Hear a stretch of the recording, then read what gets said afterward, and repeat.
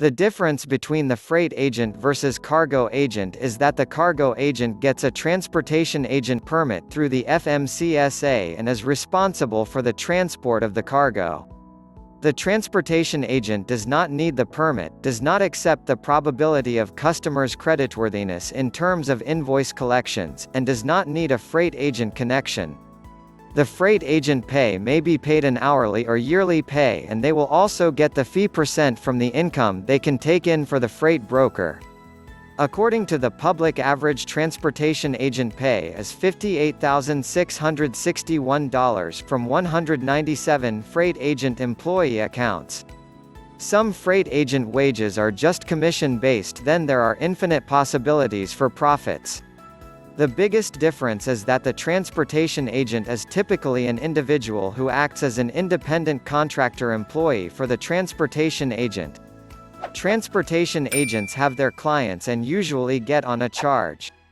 One part of the transportation broker's total income goes to the transportation agent in exchange for administrative assistance, flow, protection, liability buffers, and the reputation that comes with the broker's name.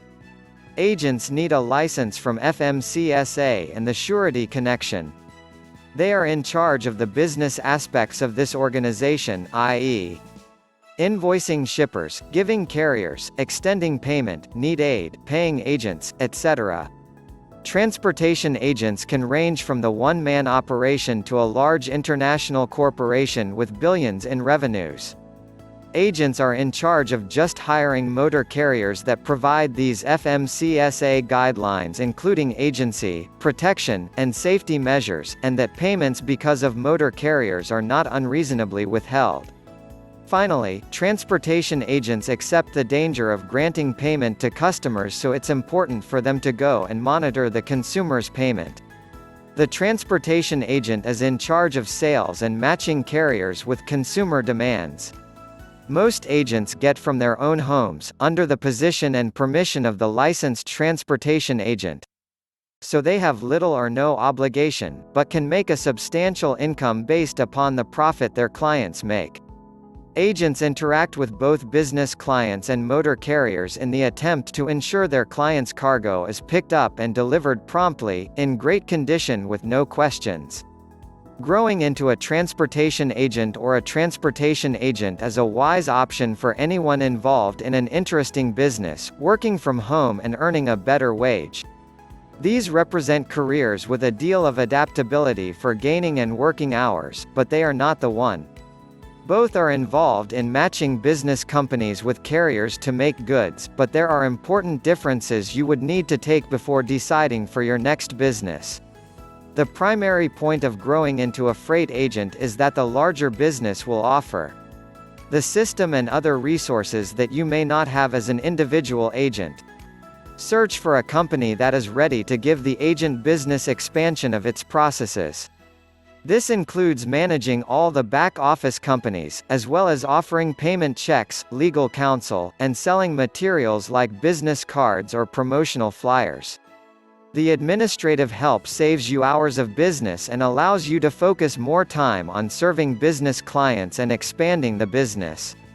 Forwarding agents, forwarders, transmission agents are also called transport forwarders, freight agents, transportation agents, and they may also function as clearing agents or customs agents.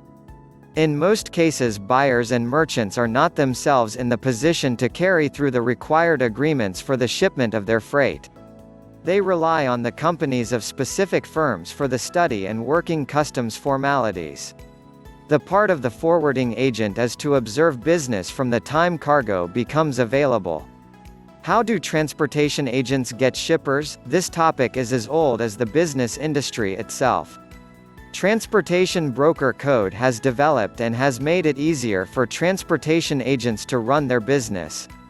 There are even some tried and true methods for answering this question: how do transportation agents get shippers?